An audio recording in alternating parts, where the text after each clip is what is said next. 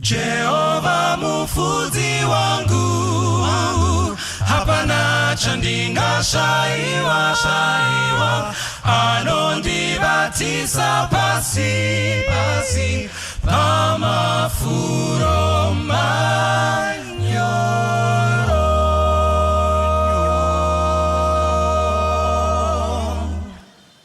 Ine anondisesedza imvura inozorota, pamvura inozorota, anondisesedza inini, pamvura inozorota,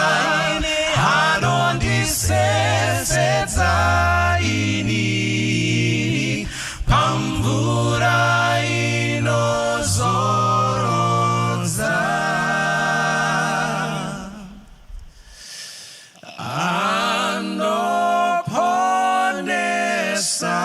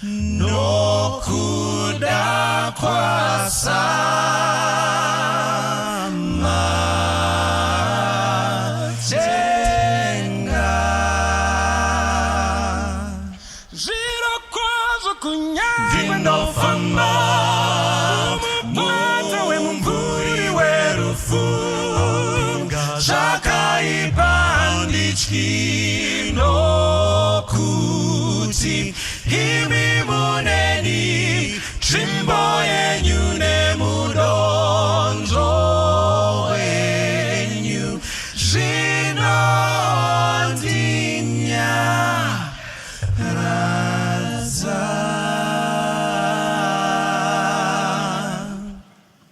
Makandigadzirira tafura pamberi pevavengi vangu, mukombe wangu unopfachuka, hunde unopfachuka.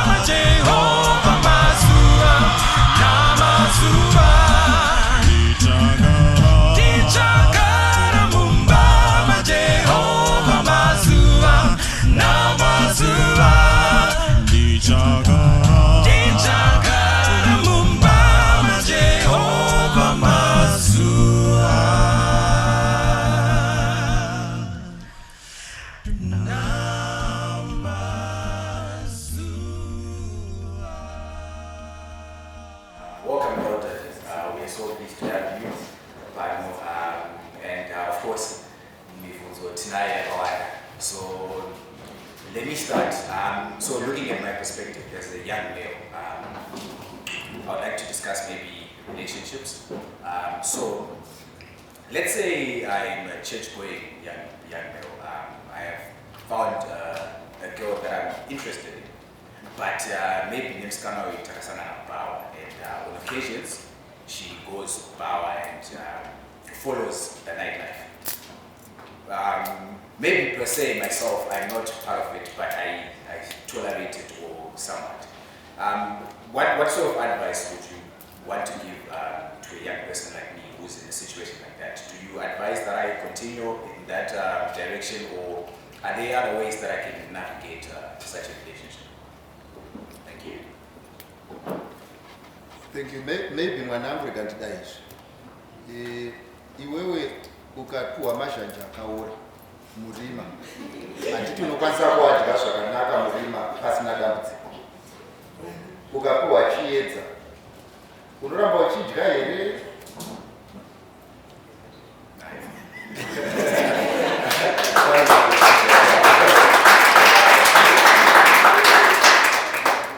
Handisi kulebhela munhu kuti izhanji rakaora kana kuti chii. Remember, we are talking to a condition. Kuti ndo mararamiro wanga wachiita ngoona kuti ndanga ndiri murima ndakuda kupinda muchiedza. Sei uchida kuramba uchirarama zverima iwe wave muchiedza? How then do you grow in Christ when you don't live in Him? So by the end of the day, kana munhu uchinge wasunungurwa naJesu, zvimwe zviri vanhu vakuda kunzwira tsitsi ndo wakatosunungurwa kubva kwavari. Nekuti pamwe pacho tinofunga kuti pamwe tinogona kuchange macho, we can build something, but I think it's valid wisdom.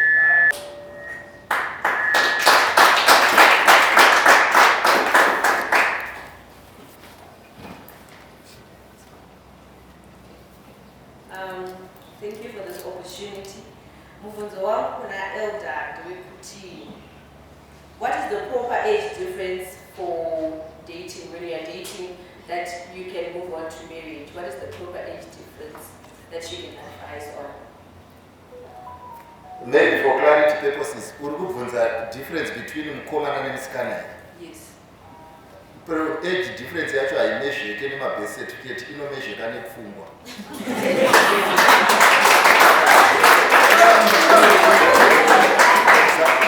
What happens vanangu, imimi vanangu ndoda kuti titaurirane muri pano.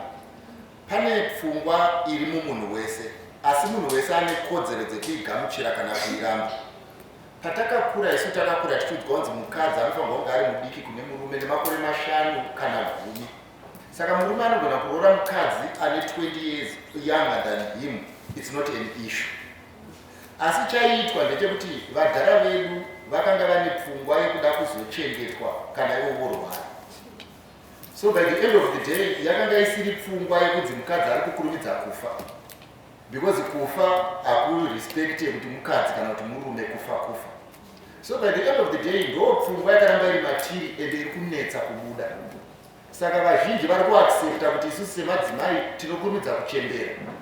But unfortunately, upenyu hauna kumira wakadaro. So handigone kumanikidzira munhu, asi chandoda kukudza ndechekuti the difference between people who are getting married must not be too big zvekuti munozosiya vanhu vakawanda vachitambudzika imangu imafa. Okay, thank you, Elder. I think also on that person, most people nowadays then say women tend to mature faster than men, or rather ladies tend to mature faster than the guys.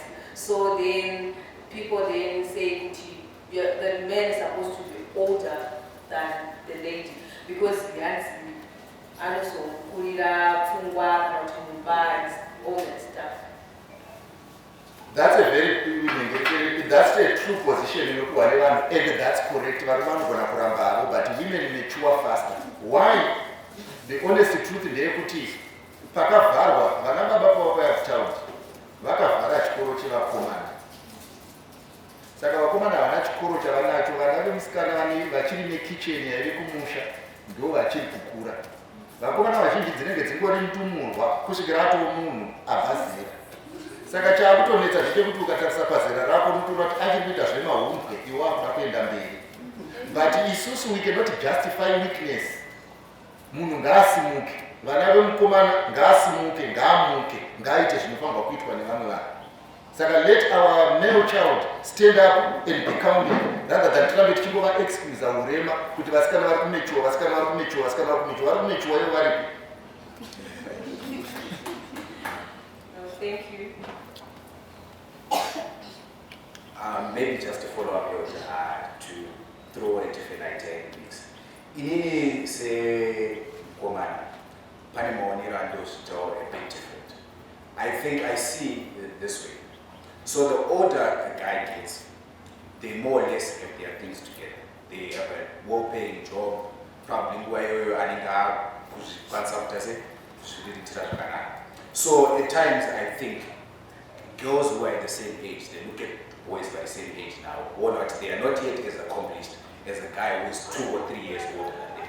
So I think sometimes not all that we need, you know, we need to prefer the older guys. But I think sometimes it's just the young boy.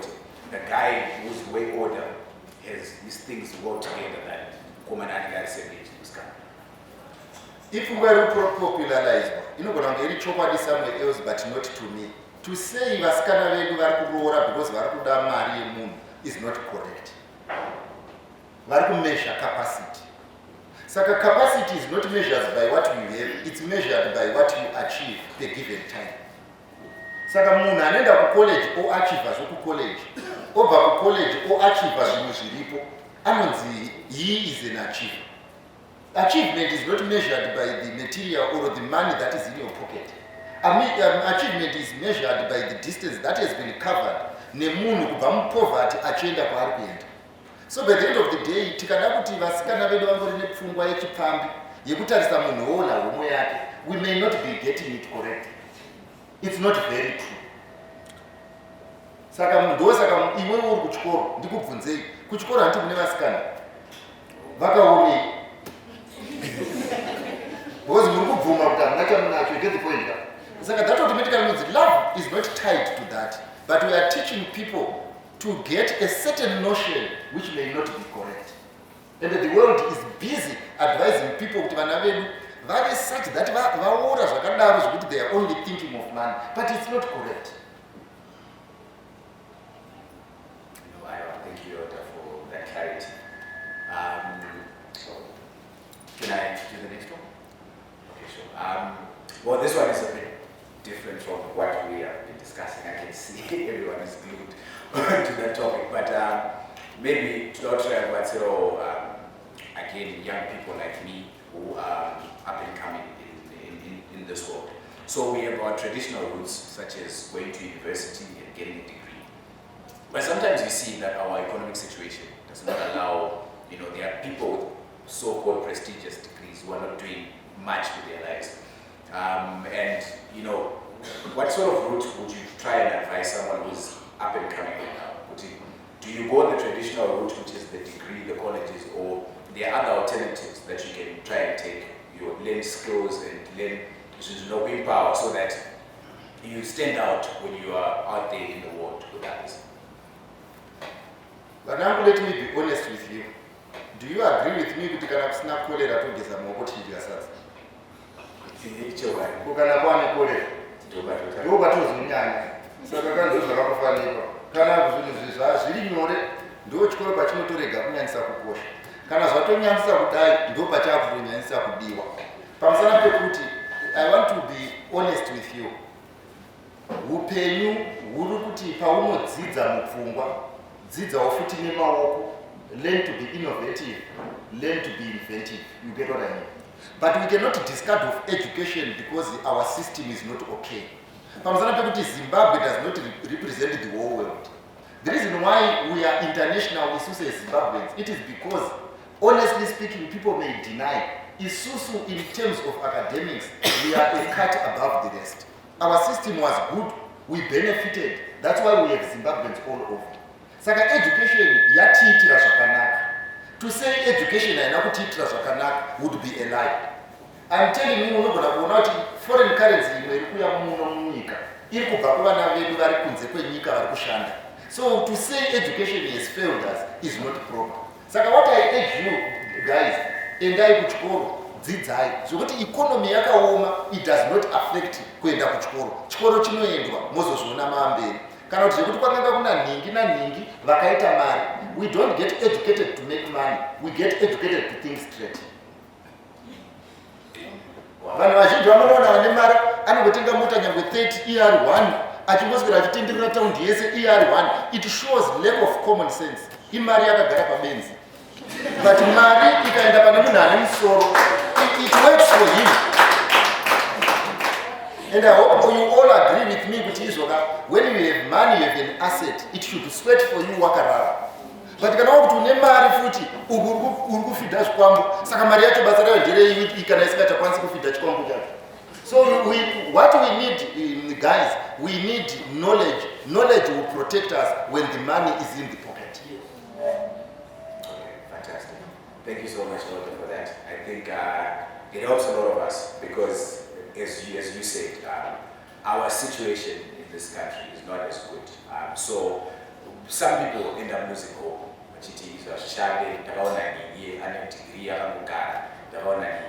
But I think bringing out that aspect of the wholesomeness of education, I think it's beneficial to most of us. Thank you.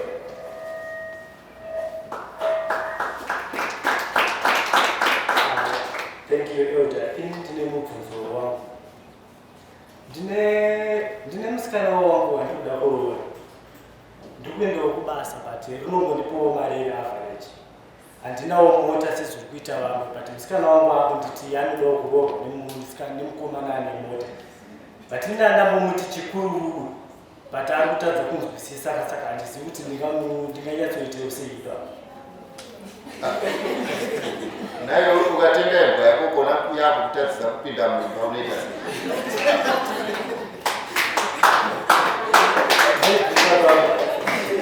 saka hanza munadzo you get what I mean. Iwo unoda kuti akoramba ari kuda mota, ari kuda munhu ane mota, iwo hauna mota. Tsanangurwa harizi mota, you get kwega. Rega aende panenge ane mota because kuda mota hachizi chii. Iwo kushaya mota hachizi chii. Chiendewo kuti vamwe vanobvuma chivi chako woendawo kune zvimwe zvacho so that because zvinongotobalance zvakadaro. Vanangu, I want to be honest with you. Marriage, we need to enjoy our lives. We don't persecute ourselves. Marriage has concentration camp, where people are told to throw away that which they want and they feel kuti those people for the sake of marriage. It does not mean anything to you. For it to mean something to you, get what you want. That's the essence of marriage. Get what you want.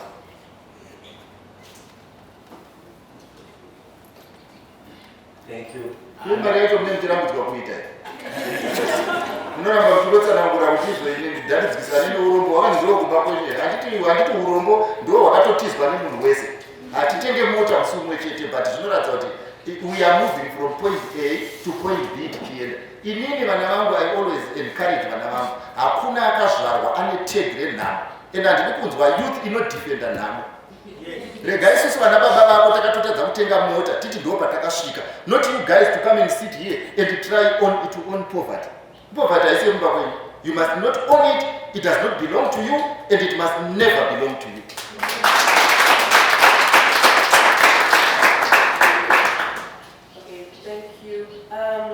I have a follow-up question that let's say mukomana I'm from a well-up family, but I'm from a well-up family. I'm from everything. So the question is he supposed to continue in the relationship with the lady because he's afraid to meet her needs, or he's just supposed to find someone else of the same standards now and then they work towards the same goal? Mwanangu kuona munhu achinyura ari kushallow end usanomunyudzira kudeep end hatitika inotosiyana nayo kuti ndizverescue handizviite sei handizvigoni. The honest truth ndeyekuti kana ukaroora munhu agara ajaira zvinhu unofanirwa kuzomupa zvakawanda kuti aone kuti aroora. Asi kuti adegrade achiuya kumba kwako zvinogona kukunetsa. So the issue is when you have decided to join a family iri pamusoro, For you not to have pressure, kufamba uchienda kumusoro. Ukaona kuti kunokunetsa kusvika, siyana nazvo. Anogona kukunzwisisa, but zvinhu zvacho hazvinzwisisiki. Umwe munhu haagoni kunzwisisa kuti zviri possible kuti vanhu 3 vanorara mubedroom 1. Asi kuti anovhaira, metsi yacho haana saka kuti azoibatira mumba kwako kuti mukicheni munorara munhu, mubedroom munorara munhu, mulounge munorara munhu, zvinonetsa, haazvizive. I'm not saying kuvhaira as such. All I'm saying vana vangu ndezvekuti izvo usaroore chinhu chinozokunetsa mangwana makuseni when you fail kuzosvika pamastandards anodiwa. Aripo, we are human beings, we have to accept. Ende hauna kuita iwewe wega mukwasha. Siyana nesu isusu takaroora kudhara. Asi imimi zvichakunetsa kuti kana wakuda kuenda kurufu unofonera pamfuru munopfuura muchichitora. Kana ukada kudai so unofonera vanhu fonerwawo handitizeseka. Ndo zvatofamba tichiudzana navo kuti fonerwawo zvakakunakira. Isi takatadza, but iwewe usaitwe muranda nekuda kwekushaya. Ende usazozvipaikira pachinhu chichazokunetsa mangwana.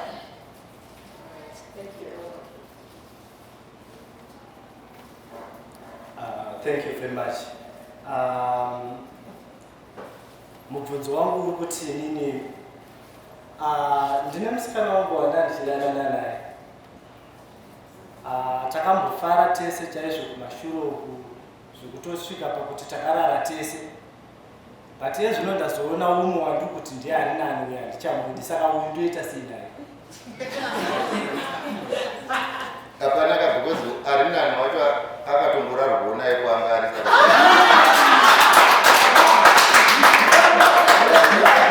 Ramu Bible rinoti izvo usanyengerwa Mwari haseko. Chaunodzvara ndo chaunokohwa. Unogona kuramba zvawadzvara wega asi unodzvarirwa nevamwe but type same. Saka chaunongochinja ikuchinja ground rekutamba bhora but bhora ndiyo. Ende tinogona kutonetsa ndenge tinogona ngokutoona riri wese rangasina kuiswa kana fertilizer kana tichi.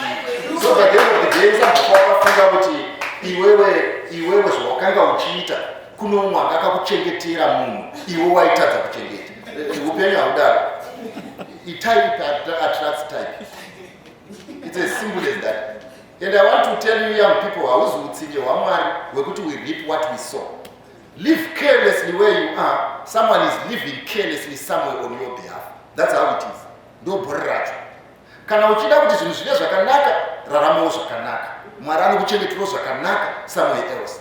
Saka your marriage will be a reflection of where you were. Period.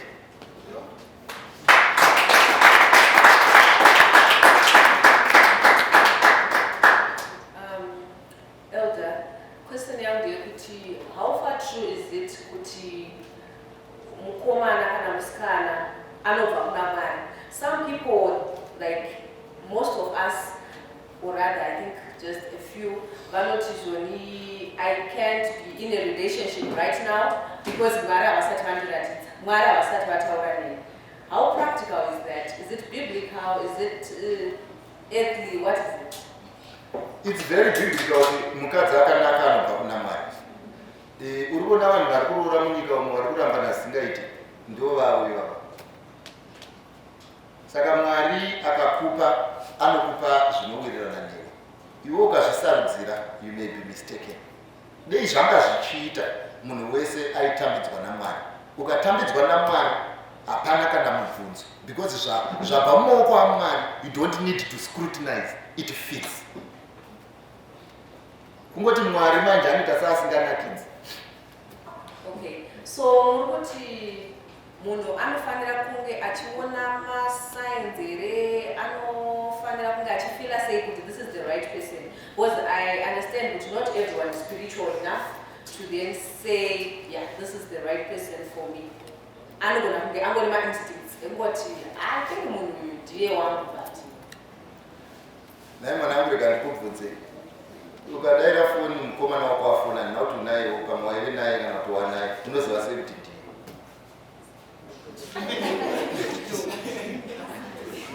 How do you know this is my boyfriend?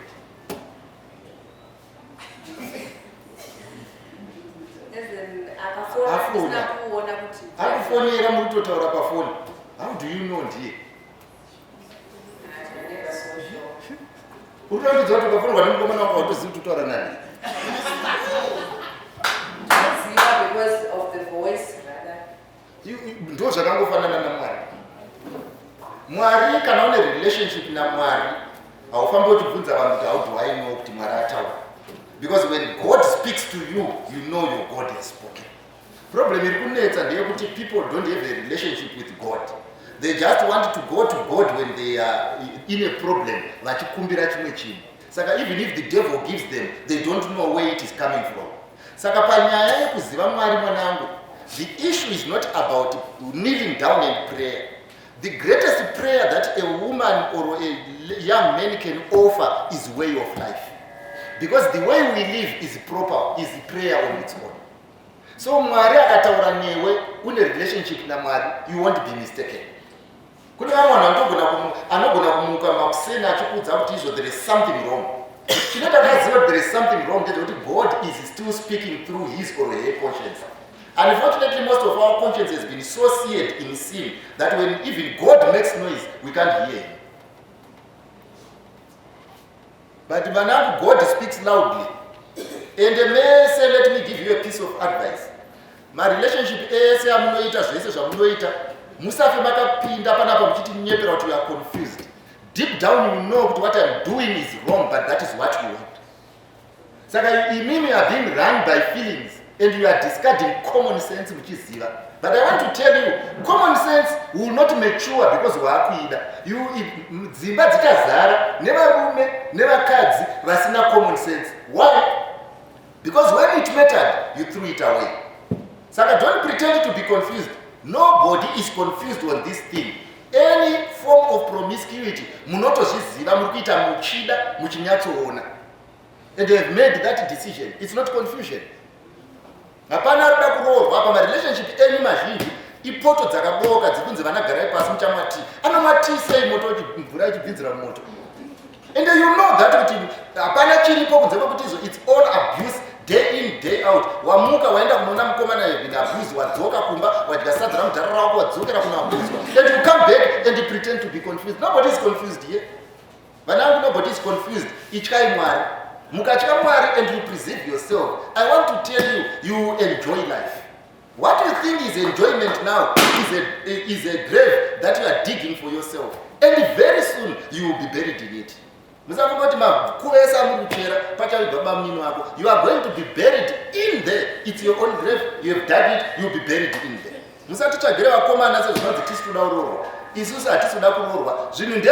Don't pretend to discover something when you discovered nothing.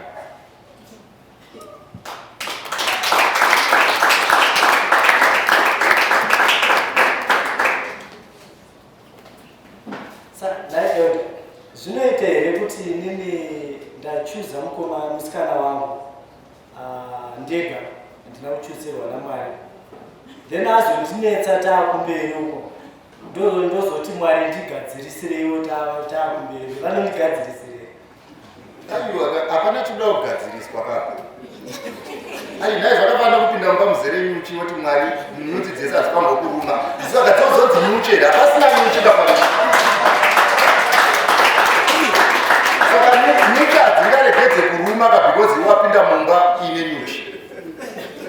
What I'm saying is, hazvina kuti Mwari haana capacity yekuchinja.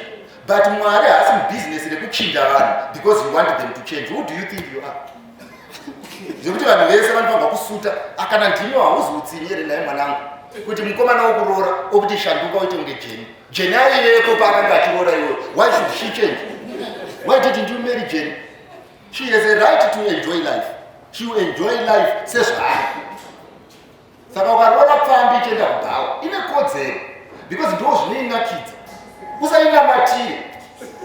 Haisinombodaka namunamati, ukatoinamatira watoikanganisira. Zvinhu zvavo zvinotobva zvafa. Saka unobva kuda kuenda kubasa omutsvagira sadza rekuti azoenda akaguta. Ndiwo wakati unoona.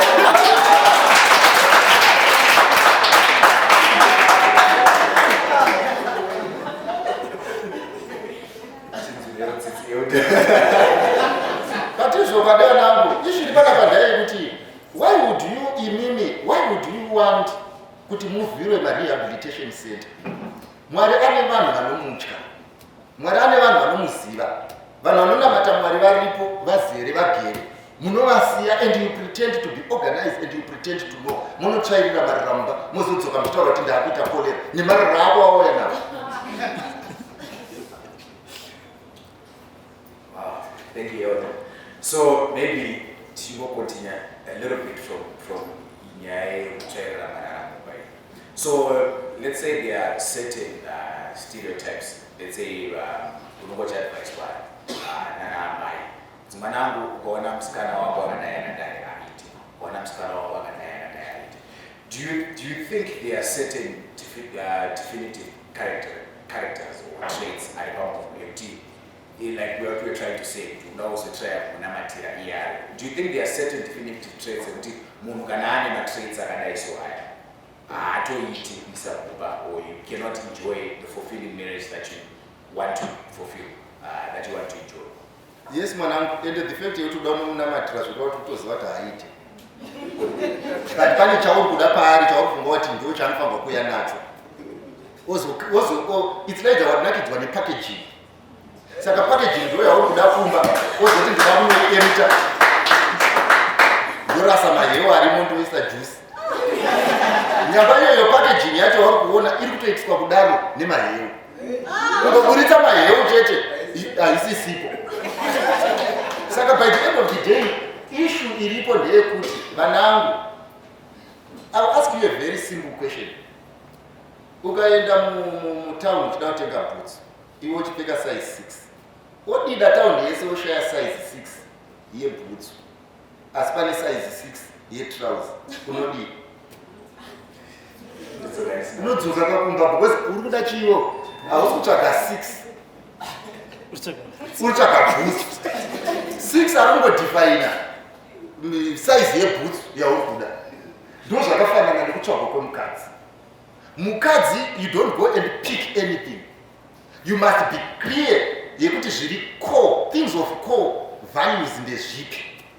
When you have that clarity, you go around and look for a woman. So that there are so many things, yes, zvinoratidza kuti musikana haiti. Zvimwe zvacho, unfortunately, ndo zviri kukunakidza. Zvakafanira kuti musikana haatyi vabereki vake. Usame-expect kuzotya vako newe. Because mese webaba vake newe mese hamutyisi, handiteseka. Ndo chinhu chekutanga. Ukaona musikana anotora mari yababa vake wokwira bhazi kuzorara newe, anogona kungotora yako achizorara newe. It's as simple as hachana kungosiyana mashoko akangofanana. Saka you see, it's like unoziva mukomana anogona kuudzwa nemusikana kuti oti kune musikana wako, iwe ndatichienda yekumba kwakusviba, omba ati hadhondiwari ndoziva zvokunovaudza. Iwe zvinofanirwa kutokuudza kuti udhila nepfambi. Because kana achiziva zvokunovaudza zvinoreva kuti aimbovaudza. Woraitega ndikubvunzei imimi mubvunzo uri simple. Uri very simple. Iwewe ukaita zvese nemusikana mukatsvodana, mukakisana, mukaita zvese, ukamuramba. Can you say she's still good material for someone else to marry? Handisi kuti iwewe usenyenga kana kuti pfimba vairara kwese kwese. Ndingoti iwewe vakupfuura nemumaoko mako. Would you recommend them as marriage material? And handisi kubvunza iwewe personally, this is not a personal question. Tiri kutaura nenyaya yeyouth kuti maitiro aunoita nevasikana.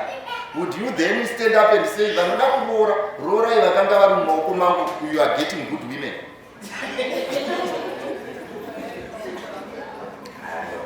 Basically what we are saying to young people ndeyekuti izvo vanhu vamuri kukondema muupenyu, they are your products. This is how you are behaving, and these are the issues that you have Christianized. And you are creating prostitutes out of women who are supposed to be madzimai enyu.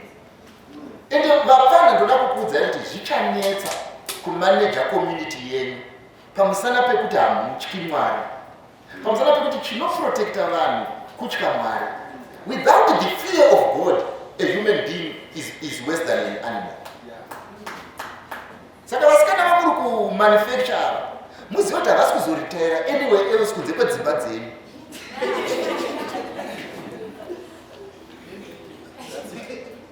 Kana mvunga tuna mwatadonha kudenga pamusana pekuti inini mazi kutendeuka forget it. Ivo ava mukukanya kungoti wakwa kukanya makumwe chero tikataura nyange ungataura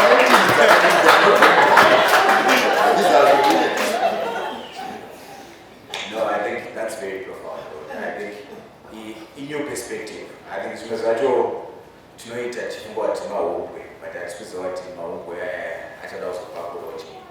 chinodhifaina mahumbwe chii? Chinodhifaina mahumbwe ndechekuti izvo muri kungoita zvinhu muchiimitata but hazvidyiwe. But musikanaka ndiye hupfu hwesadza rauchadya nevana.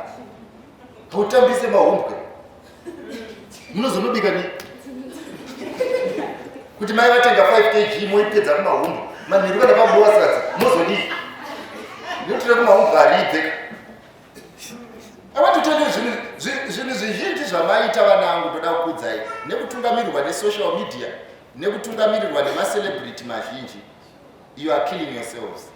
Imboenda ndiudzei nhasi kuti macelebrity mangana munoziva ane mukadzi havana vese vanokuimbira nziyo dziya vachikudzai zvelove haana kana wekuda unzi vatakadani nanheko akasiya akadani nanheko akasiya akadani nanheko akasiya. Saka what are they doing? They are busy selling a product that they have not ever discovered.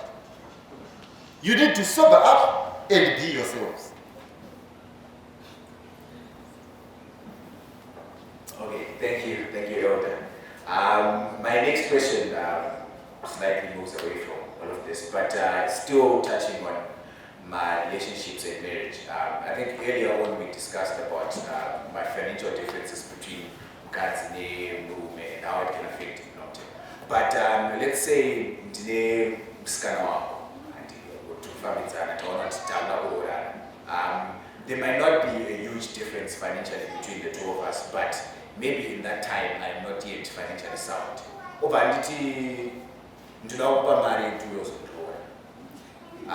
What's your take on that? Do I accept, I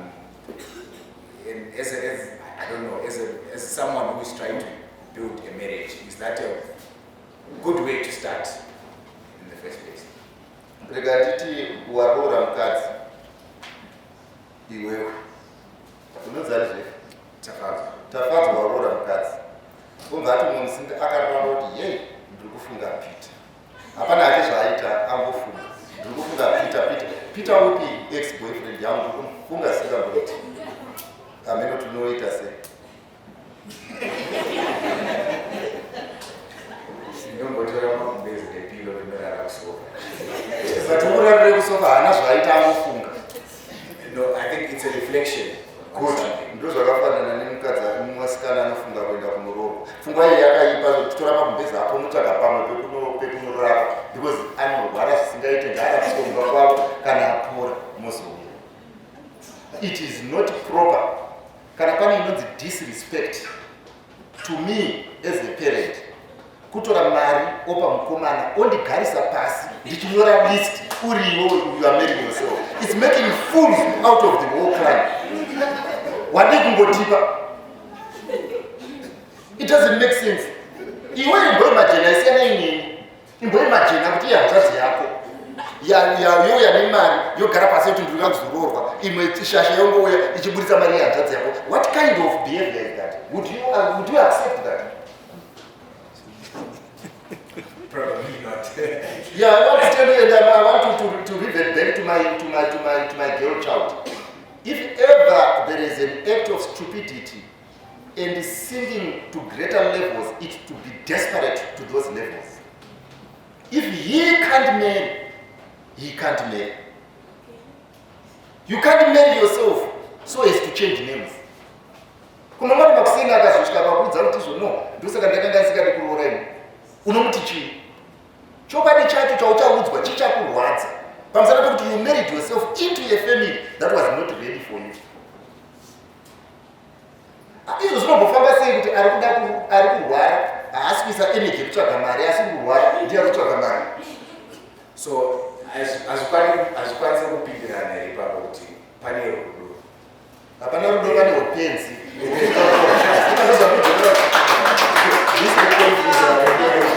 This is foolishness. This is foolishness. Zvakafanira kuti zvoti handisi kugona kuverenga. Unze ndonomezha jurawo ibobva wapukazarura. Pamusana pekuti Rora was measuring something. Kuti munhu auye nekupfuma kumba kwangu vana vangu. It was measuring something. This is the reason why Jacob had to work for 7 years. It was measuring something. But when Leah then decides to marry herself, what are you measuring? No, thank you so much for that clarity. My other question is that, let's say Pakurora actually, usually parents tend to charge exorbitant prices to the umkwasha vachiti mwana wangu akaenda kuchikoro akadzidza akaenda Ndingatanga ndabvunza vasati vaenda kure. Exorbitant according to who? Munhu anondopinda anditokuona kune shop dzimwe dzakanzi Woolworth. Kuzoita mupedza nhamba. Musango wadzo chi? Zvinotengeswa ikoko nemari yazvo. Saka ndozvinoitika inini kana ndine product yangu kumba. I'm using the word product kungoti zviiri. Harizi basa remwanasikana kana remukwasha kuudza vatezva zvavanofamba kutaura. Jacob akamunzi 7 years akazonzi dzachinja dza 14 achisenzera munhu wani. Wakambonzwa chikomboreni? Because aiziva kuti what I'm working for is worth 14 years. Vana vedu vazhinji munoema too much. That's the reason why you want to change a parameter. Isiri yenyu. You are always thinking your problem is coming from the other end and not from my side. The honest truth ndeyekuti izvo mubereki akati anoda million achitengesa zvinhu zvake zvemiliyoni, ita payment plan naye, usiyane naye. You don't create problems over munhu. Whether hanzwisisi kana kuti anonzwisisa, it's not your issue. Hariziri basa renyu rinofamba uchirapisa vabereki panyaya iyoyi. Imimi renyu basa nderekuti uyu unongomubvunza, saka uchaita sei? If he does not have the money, then you should have the negotiation skill. He is the one who is getting married, it's not you. Okay, I think the issue was the guy then says, I have UK.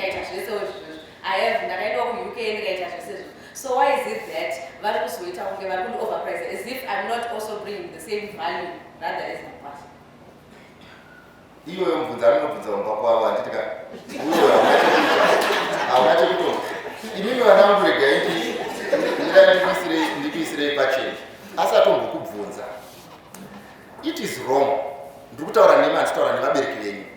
It is wrong kuti mukomana uyu ouya kumba kwangu achiuya kuzorora onetsana neni orambana newe.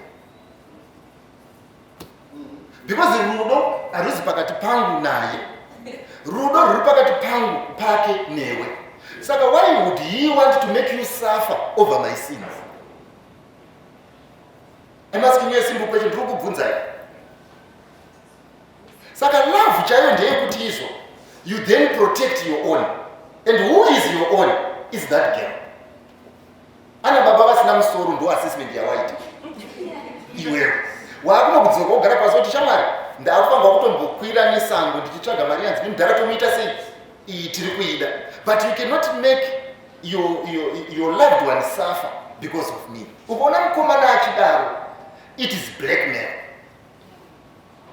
And it is not good kuenda nemuterrorist kumba. Because this is blackmail. You must not suffer because of things that are happening somewhere else. Ishi itoripo ndeyekuti munotogara pasi mese muchema. Oro iwewe uyo ari kuti ndiri kutsvaga mari, iwe osara uchitaura una tete kuti kodheti vadii kudai vakadai. You get the point? Kwete noti handichakuda because wadai ende ndonodza baba vako charorwa nababa vako ivavo. It is not proper. It shows kuti izvo haana stamina ende haakude. It's blackmail. And imagine nyaya ndoirileta kazhinji naJacob. Unoziva Jacob had every right yekuti Rachel handichakuda because baba vako una zvavandiita. But why did he continue to work for 7 years? He recognized the value. Thank you. And now to vabereki chajaya yakawanda kana kuti chii. Asi imimi hamuna sei. I hope you get what I mean. We cannot be discussing things that you cannot change. I hope you are getting me. If I were talking to your father, maybe my response would be different. But unfortunately, I'm not talking to your father. I'm talking to you and to her. Okay, thank you very much. Pane umwe mubvunzo wandinawo panapa wekuti ndiri mukomana kana musikana wechidiki ndokokora ndokudawo kuitawo mafriends. Ndinochuza sei mafriends? The first parameter iripo yamunoshandisa God fearing. Tamba nevanhu vanotya zvaunotya Mwari. Ukatamba nevanhu vakadaro upenyu hwako hunoendeka. Asi ukatamba nevanhu vasingatyi Mwari, iwe ndiwe unopedzisira wanyura.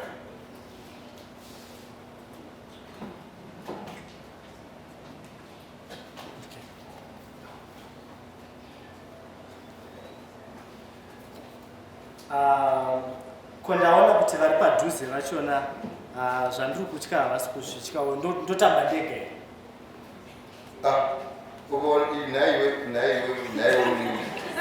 Naiwe iwe watoona kuti izvo ini handigone kubhukuja asi madzivei panapa ese anonyudza otomira hapo. Issue iri panapa ndekuti these are issues of life. When I'm saying these are issues of life, I'm saying this is your life. Yekuti nhasi ukanzi shuta madrugs ukashuta, you are the one who has lost. Saka you cannot say ndichangotamba chero pane munhu. We play with substance.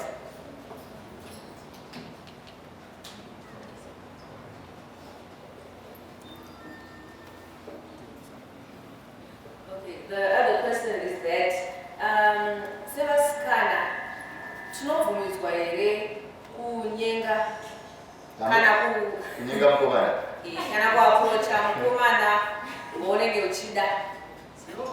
nani? Ndabvumidzwa nani? Ndatangira ipapo. Or you are saying, is it possible? Yes, is it possible? No, it's not proper for a lady to approach a young man. It is you will be singing too low. So the most appropriate thing is let them come for you. And chinobva ndechoti ndatiti ukamupfimba anogona kukuramba nenzira inokunyudza. So for you to maintain your dignity, pretend to be when you are not. I hope you get me. Yes. Yes. Vanangu vasikana ndiri kupa advice. Vanhu vazhinji vari kupa advice yekuti hanzi izvo mira. Usamire pamberi pevarume. Ukangodaro, you have lost value. Let men chase you, don't chase them.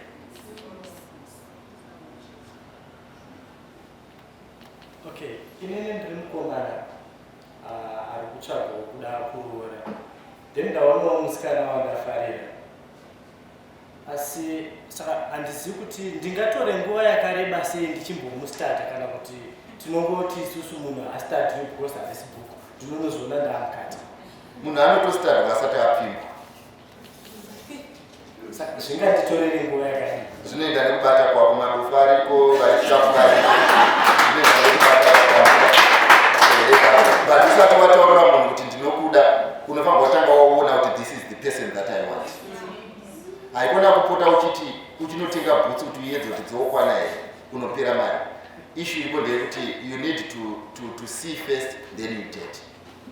Varume ndoda kukuudzai, zvino ma-heartbreaks mazhinji amunawo aripo pamusana pekuti izvo you date to try. You try then date.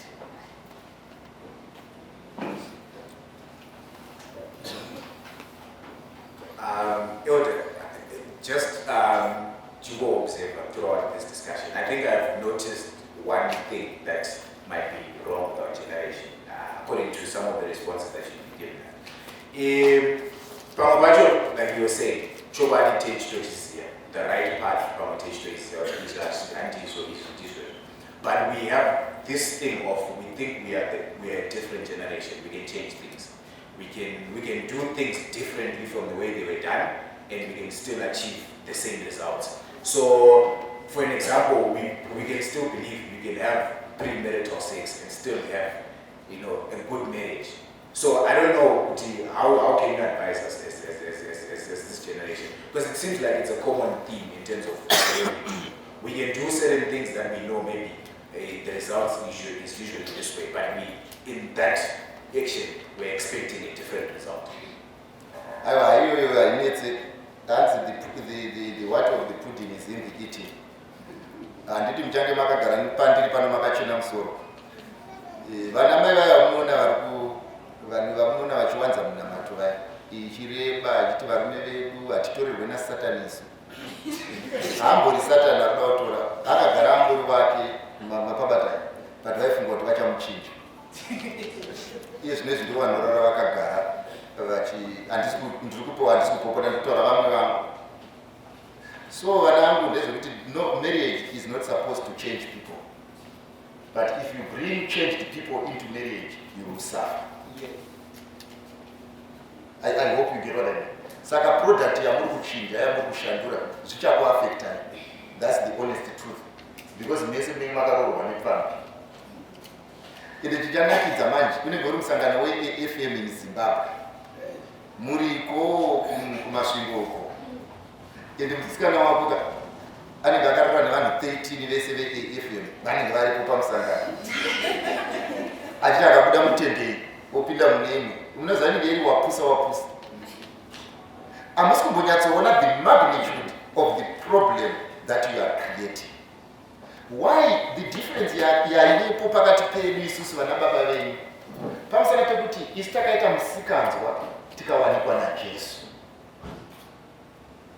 Saka ukawanikwa naJesu unoita munhu kwaye, ukaitira musikanzwa muna Jesu. Saka imimi mune assumption yekuti kana mazorora namanje mavakuru you will then be better Christians. Hamuchapombi musingazoti aiwa dambudziko ramaita nderekuti mapombera muchechi, saka hana icharova. Saka nyange maroorana munhu unonzwa kuti kuseri kwepulpit kwawanikwa vanhu vakarara. Why? Because you are not afraid of this God, because makapractice before him, mukarara before him, mukaita madiro before him, muri muchechi. Vatori nani vari kuitira kubhawa nekuti vakatendeuka saMary Magadharini mweya yakaipa ichadzingwa. Asi imimi muri kugamuchira mweya yaMary Magadharini moipinza chechi, hakuna simba richaiburitsa mamwe. So it's unfortunate imimi hamugone kuzvimezha manje muchishandisa the same levels dzehama dzenyu dzisinganamati. Pamusana pekuti imimi matowo mukutenda. If you fail to manage kutenda, chii chichakudzorai? Mwari akati usapombe, iwe ukapomba, ndiani achakumisa? Certificate yemarriage. Saka zvinhu zvamuri kufunga kuti they are small, muri kucreate a time bomb that is going to blow you to pieces. Imwe yechitundu ndoda kukubvunzai. Inini muri kunyatsoziva kuti ndaidanana nemwana uyu tichirara tese. Umwe musi ndonzi ndini ndauya manje ndavhakacha semufundisi abva kuBruwayo kuti ndizoparidza kuno, ndofanirwa kugara kumba kwako. Uchaita senini? Uyendi kubasa kwangu. Uchindifudza ndikapinda mumba ndikabuda ndikapinda mumba ukangoenda chete unoziva kuti panapa patoipa. Saka chechi yacho yamuchapinda vana vangu ndoda kukuudzai. What kind of a church will this be? Kuti uri kuimbisa kwaya hafu yekwaya vasikana wako. What kind of a choir will that be? So the reason why tiri kutaura ndekuti vana vangu mushonga kuchinhu ichi is to change now and not be stopped by marriage. Kwemimi hamuzvizive here kuti ariko maelder, isusu tiriko vafundisi, tiriko vakuru, tiri kuita chipambi. Munoti isusu chii tiri kuita? Pamusana pekuti izvo panguva yekumurega, panguva yekutya Mwari, panguva yekutendeuka, we postponed it until tomorrow, and we are no longer embarrassed or fear to go before God as we are. Munhu anopinda muchechi agotora chipo in that condition. Why? Pamusana pekuti yambeu yakapfuva yaiswa pamoto ingangoboiliswa but haifi yakaibva. That's the reason why Bible ichiti many were called but a few were chosen. Zvanga zvisingafangokuitika kuti vanhu kuidzwa muchechi. Zvasingafamba kuitika kuti vakadzi vanopinda vanotya Mwari vakarohwa nemunhu anotya Mwari vanorohwa. Zvasingafamba kuitika kuti izvo murume anotya Mwari anosiya averenga mapisi echingo. Sei zviri kuitika? Why is it happening? You know? Thank you very much, Elder. I think too much. Inini ndiri mukomana. Ndiri kuendawo kubasa. Ndobva ndadananawo nemusikana wangu ari kuenda kubasa. Pane dambudziko here kuti toti ngatibatanidzei mari tiite bhizinesi kuti tizotenga motikari. Hatisati zvitaroorana, tine maplans acho asi toda kusanoita bhizinesi. Bhizinesi racho rakanaka kana mukazoroorana. But chinonetsa vanangu ndechekuti mukudanana munogona kurambana. Bhizinesi rosara munozorirana sei? Andingobvunzwa zvingori anenge achibva mumba kwangu here ndienda murorashiwa bhizinesi yewe. Akatomboti mukadzi wako unoda here kuti aite bhizinesi nenacho yachiita bhizinesi ozodzoka ake kumba yeti bhizinesi rakatanga pakudanana. Hazviite metsi yamuda kutira kuita undibhalansi seni muda kundinyepera kundikonfisa ine handipinde mumetsi dzakadaro handiuze inonetsa metsi yakadaro haiite akiite kana ndimo iyi metsi haiite vanangu ndoda kukudza kuti munhu mumwe nemumwe chengeta mari yako kana udaita bhizinesi ita wega bhizinesi rako muzoasanganisa mabhizinesi enyu maakupi maamberi asi pari zvino izvi mumwe nemumwe nebhizinesi rani nebhizinesi rake.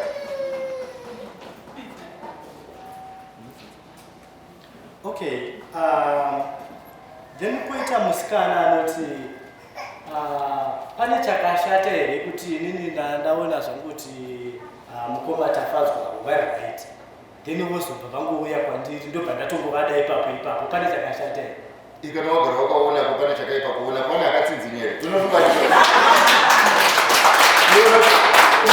ukapana kwakuita mutezi usingaona kuti uyu munhu ari right uyu munhu ari right. Hapana asingaoni iyi ukada unyepera kusaona unongochitorwa rodwe.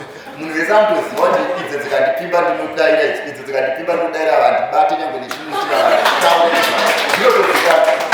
Saka izvozvo ndo munotonzi kuchenjera kugara wakatoziva kuti pakwaliti yevanhu vari panapa hapana kwaliti yangu kana kuti 1-2 vanopinda ava vamwe vese havanditombobvu zoti nyangwe akauya achida kutaura newe unogara watombovamudza kuti handina nguva. Nyaya yacho haitomboiteereri because it will not make sense because his life never makes sense to you. Ndakadzwisisa. Umwe ndobva anditi zvinoita here kuti ndirore mukomana yati mukomana kuroorwa nemukomana akamborora ndokubva adhivhosa anotorowo nemwana wake kana kuti vana vake but iwe utorowo musikana kana kuti uroore musikana akamboroorwa ndokubva adhivhosa anotorowo nemwana iwawo. Akana uno uchitobvunza mubvunzo zvakati zvinotokunetsa. Ndesingakunetsa tomboona wakuzoroorwa kuzozvikora. Saka ukaona watone maquestions nawo neproblem. Inini handiti vanhu vane vana vavo musikana ane mwana kudhara akaipa kana kuti murume ane mumwe mwana akaipa. Asi ndiri kuti izvo unofanirwa kuziva kuti izvo unozozvigona here because you are expected to love that person sezvaari. Saka if you know you can manage, it's fine. But ndoda kungokupai kukutaurirai kuti when something in you is doubting, then you are not the good person for this activity. Do you ever just get to wondering by the way things are today? So many on board the gospel ship and going different ways. If we all pull together like a family, me and you, would come a lot closer to doing what the Lord called us to do. Jesus built his church on love, that's what it's all about. Trying to get everybody safe, not to keep anybody out. The door is wide open and just as big as the Father's heart above. I'm glad he said, whosoever will. Jesus built his church on love. When the shepherd found the lost sheep wandering from the flock, in loving arms he held it. He did not blame or scold. Now we could learn a lesson that will make our efforts blessed. Our methods and our message must be filled with tenderness. Jesus built his church on love, on love. That's what it's all about. Trying to get everybody safe, not to keep anybody out. The door is wide open and just as big as the Father's heart above. I'm glad he said, whosoever will. Jesus built his church on love. I'm glad he said, whosoever will. Jesus built his church on love. I'm glad he said, whosoever will. Jesus built his church on love.